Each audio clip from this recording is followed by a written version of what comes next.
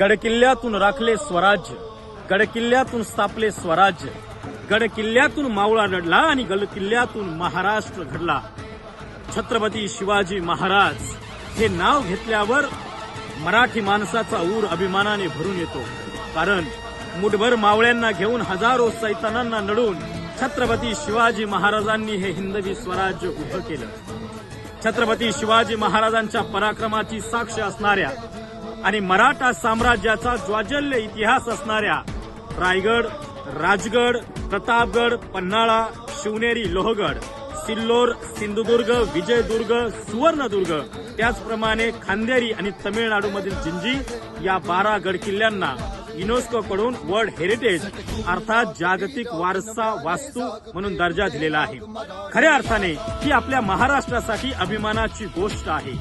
छत्रपती शिवाजी महाराजांचा इतिहास आणि आपल्या गड किल्ल्यांचा इतिहास हा खऱ्या अर्थाने आपल्यासाठी अभिमान आहे आणि हे आपण सर्वांनी जपलं पाहिजे, त्याचं संवर्धन केलं पाहिजे आणि हा महाराष्ट्र खऱ्या अर्थाने संपन्न आहे, समृद्ध आहे हे जगाला दाखवून दिलं पाहिजे. जय शिवराय, जय महाराष्ट्र.